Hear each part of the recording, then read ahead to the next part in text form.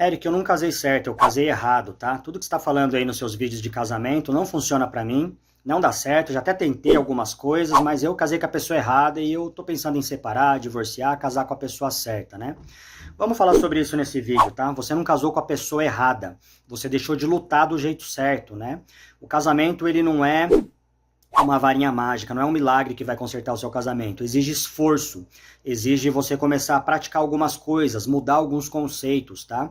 Eu falo que se a pessoa ela errou no recrutamento, ela tem que aplicar em treinamento. Pensa numa firma, numa fábrica, né?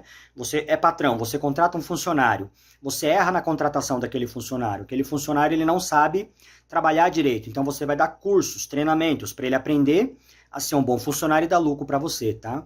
Diferente de conduta e caráter, né? Um funcionário ele é mandado embora quando ele tem mau caráter, quando ele rouba o seu patrão, quando ele começa a faltar muito, colocar muito atestado, né? A mesma coisa acontece no casamento com a falta de caráter.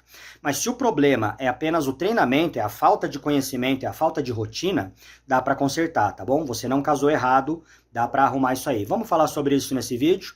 Meu nome é Eric, eu sou instrutor, mentor de casais já há mais de 10 anos. Ensino casais à luz da Bíblia, casamento cristão.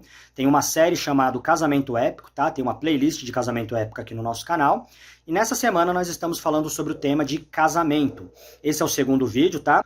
No vídeo anterior eu falei sobre o casamento não ser você ser feliz, mas você fazer o outro crescer, né? Falei sobre a ilusão que as pessoas têm a respeito do casamento, dos filmes de Hollywood, doramas e coisas do tipo. E falei que é possível também você aplicar algumas técnicas que eu trago no meu curso Casamento Épico. Apresentei 3 técnicas no vídeo passado, né? Entre comunicação, buscar a Deus, né? E coisas do tipo, para você começar a mudar e melhorar o seu casamento. E nesse vídeo nós vamos conversar um pouco aí sobre isso, tá bom? Gostou do assunto? Se inscreve no canal para acompanhar, dá uma olhada na playlist Casamento Épico, tá? Eu também trago outros assuntos como criação de filhos, espiritualidade bíblica, né? Eu falo sobre a Bíblia, desenvolvimento pessoal, tá? Os últimos 3 vídeos da última semana foi desenvolvimento pessoal.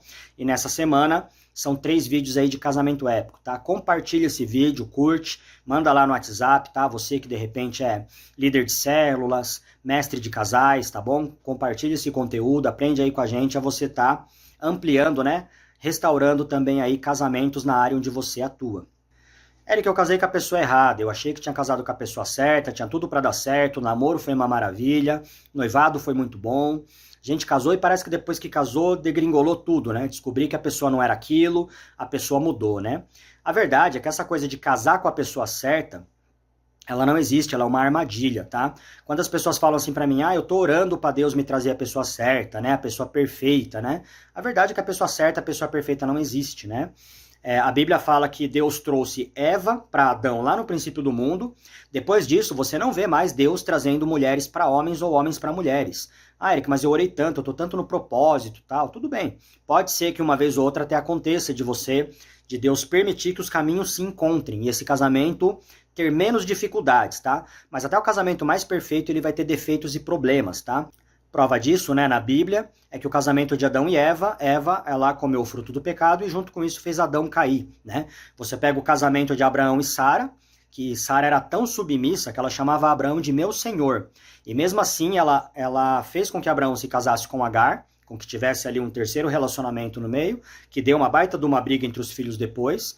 Abraão mentiu, né, fez Sara mentir dizendo que era irmã, para que ele não morresse.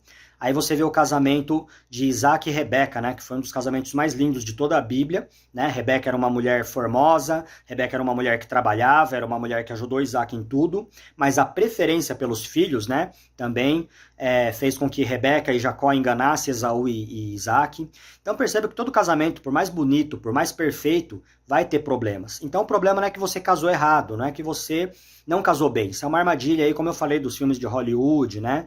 De livros, de doramas que falam, tem a pessoa perfeita pra mim. Não tem. Quando a gente casa, é uma pessoa imperfeita casando com outra pessoa imperfeita. Eu sou imperfeito, minha esposa é imperfeita também. Ela tem erros e defeitos que eu tenho que tolerar, perdoar e trabalhar com isso. Eu tenho defeitos também, que a minha esposa tem que tolerar, perdoar e ir trabalhando, né? Então, quando 2 pessoas imperfeitas se casam, elas não têm que acertar tudo, acertar sempre. O que elas têm que fazer é achar um caminho, achar um meio termo, achar momentos, formas, né, rotinas e técnicas onde elas vão poder melhorar o seu casamento. E aí entra o que eu falei no vídeo anterior, comunicação, buscar de Deus, né, e coisas desse tipo. O casamento, tá? Ele precisa ser intencional. O que quer dizer, Eric? Eu tenho que ter a intenção de cuidar do meu casamento. Eu confesso que eu falho muito nisso, né? Eu falhava mais nisso do que anteriormente. A minha esposa ainda precisa me cobrar muito quando ela quer que eu esteja agindo de uma determinada forma, seja na ajuda da casa, seja no cuidado dos filhos, né, ou até mesmo no cuidado dela. Quando eu vim crescendo nesses 10 anos, aconselhando casais, minha esposa falava muito para mim, você cuida melhor dos de fora do que dos de dentro. Ou seja, eu estava mais presente e disponível para as pessoas que vinham me procurar para aconselhamento, ou, né, seja de jovens, de casais, do que para os meus próprios filhos, para minha própria esposa. E não é que ela estava brava pelo fato de eu servir as pessoas, né, por causa de Deus. Ela apenas queria que eu desse a ela tanto quanto ou mais atenção do que eu dava a outras pessoas, que é devido. A minha esposa é a minha primeira prioridade, né, a minha única prioridade. Depois, abaixo dela, vem os filhos, tá? E é claro que, acima de tudo isso, a nossa prioridade é Deus, né? Então, eu tenho que ser um homem de Deus, eu tenho que ler a Bíblia, eu tenho que orar, eu tenho que buscar de Deus, me encher de Deus. Depois disso, o que eu vou cuidar? A minha esposa, os meus filhos, nessa ordem, tá? Depois você vai cuidar dos seus pais, parentes, irmãos da igreja, vizinhos, trabalho, o que quer que seja, tá? Então, hoje eu aprendi a fazer isso, a ser intencional no meu casamento. Hoje, se eu vou trabalhar e a minha esposa tem um problema, eu largo o trabalho e venho para casa cuidar da minha esposa, do meu filho. Se eu chego atrasado no trabalho porque eu tenho que pegar meu filho na escola, alguma coisa que aconteceu, eu vou lá buscar o meu filho, depois eu me justifico no trabalho, depois eu pago a hora, eu vejo. Não estou falando para você ser negligente com o seu trabalho, com a sua igreja, com seus pais. Mas eu estou falando que você tem que ter prioridade. Entre meus pais e a minha esposa, eu vou servir a minha esposa, depois eu volto a servir os meus pais. Entre minha esposa e meus filhos, primeiro eu vou cuidar da minha esposa, na sequência eu já cuido dos meus filhos. Eu não sou negligente com os meus filhos, mas primeiro a esposa. Então perceba, você que é mulher, sua prioridade é o seu marido. Depois do seu marido, os seus filhos, né? E quando eu falo isso, eu ensino isso nos cursos, o que eu escuto? Eu não vou deixar de cuidar dos meus filhos por causa de macho. Eu não vou deixar de honrar meus filhos por causa de mulher, né? E eu entendo que muitas vezes os filhos eles acabam tendo que ter atenção porque tem realmente muitas mulheres que casam errado, né? Ou estão ali com um padrasto, alguma coisa, aquele padrasto não dá atenção para os filhos dela e óbvio, aquela mulher ela vai cuidar primeiro dos filhos, honrar os filhos, cuidar, né, alimentar os filhos, depois ela vai pensar em namorar, em casar. A mesma coisa um pai divorciado, um pai solteiro, ele vai ter que dar toda a prioridade pro filho, às vezes ele encontra ali uma namorada, uma mulher que não quer, né, que é ciumenta, que quer toda a atenção dele, e por aí vai, tá? Não é disso que eu tô falando, eu tô falando que um casamento épico, um casamento bom, um casamento familiar, onde os filhos respeitam os pais, e os pais amam seus filhos, a prioridade do marido é a esposa. Você não vai deixar de servir seus filhos, mas primeiro a esposa, primeiro o marido, tá? Eric, eu ajudo muito meu pai, eu ajudo muito a minha mãe, né? Os meus sogros, o que quer que seja. Tudo bem, você pode, desde que isso não atrapalhe o seu relacionamento de casamento. Eu escuto muitas histórias, além de muitos casais que eu já atendi, que as pessoas falam, o meu marido, ele... todo fim de semana ele vai na mãe dele, ele ajuda a mãe dele, eu fico aqui sozinha com as crianças, tá? Isso aí são valores invertidos. Você que é homem tem que cuidar primeiro da sua esposa. Amor, tá tudo bem, você precisa de alguma coisa? O que eu posso fazer para melhorar a nossa rotina? Olha, tá tudo certo, agora eu preciso ir lá ajudar a minha mãe. Aí que seja uma semana sim, uma semana não, cada 15 dias, olha mamãe, eu vou vir te ajudar, mas não vou vir toda semana, porque a minha esposa precisa de mim, né? Ou se você é mulher, olha mamãe, eu não vou vir aqui toda vez te ajudar, porque o meu marido precisa de mim, percebe? Então você pode dar um auxílio aos seus pais, amigos, parentes, a igreja, até mesmo a igreja, tá?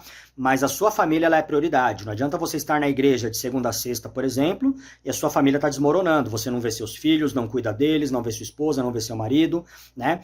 A gente chega ao cúmulo das pessoas não saírem para uma churrascaria, não fazerem um passeio com a família, não irem desfrutar, cuidar da família, porque tá na igreja toda sexta, todo domingo, todo sábado. E se você falta na igreja, alguns pastores, não todos, vão falar, olha, você está honrando a sua família mais do que a igreja, tá? E a Bíblia nunca falou para a gente honrar a igreja mais do que a família. Nós temos que honrar Deus acima de tudo, ponto. Depois de Deus é a minha família, até mesmo acima da igreja, tá? Então eu já ouvi esse tipo de crítica, você estava lá na churrascaria com a sua família comemorando tal, e tinha culto naquele dia, né?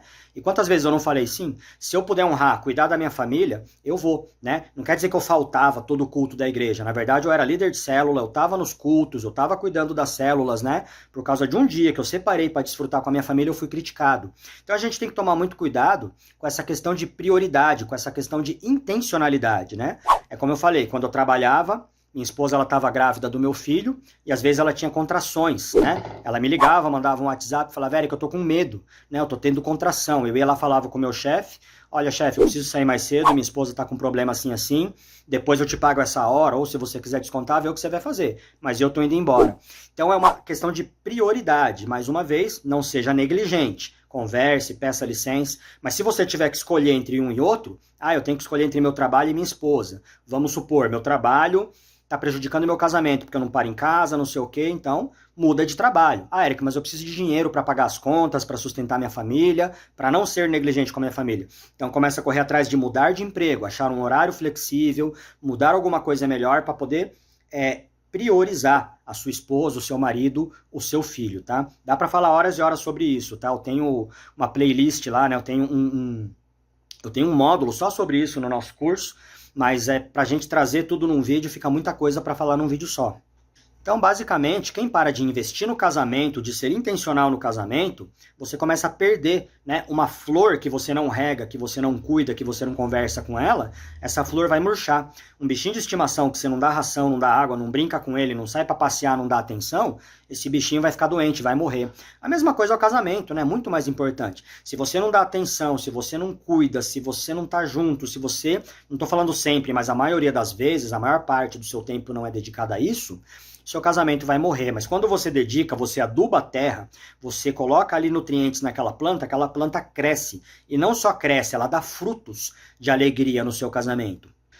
E agora é com você, tá bom? Você vai escrever aqui embaixo nos comentários, eu decido ser intencional no meu casamento, tá bom? Eu decido ser intencional no meu casamento. Dá uma olhada no vídeo passado, tá? Onde a gente falou sobre casamento não é para você ser feliz, mas para fazer o outro crescer. E no próximo vídeo eu vou falar sobre a oração pelo casamento, tá? Você pode até orar, mas se você não tiver uma atitude de mudança, não é só a oração que vai salvar o seu casamento, tá? Existe um poder na oração, existe um poder em Deus no nosso casamento, mas se a gente não muda, se a gente não se sujeita a isso, se a gente não se sujeita às mudanças, o casamento não vai ser consertado. Eu já vi isso acontecer em muitos casamentos cristãos. Muitos casamentos quebraram e também já vi muitos casamentos se reconciliar, porque além da oração, a pessoa começa a trazer mudança, tá? Vamos falar sobre isso no terceiro e último vídeo dessa semana, Casamento Épico. Tem uma playlist aqui com vários vídeos de casamento, tá bom? Não esquece de curtir esse vídeo, compartilha lá nos grupos de WhatsApp, grupos das células, grupos de casais, você que é um ministro de casais, tá?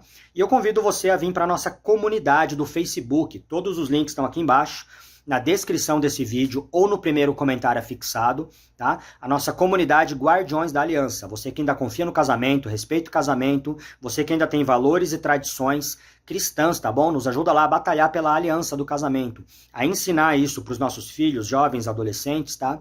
E nessa comunidade você pode tirar suas dúvidas, perguntar e responder. De repente alguém lança lá uma pergunta que você tem resposta, né? Eu, por exemplo, tenho muitos filhos meninos, filhos homens.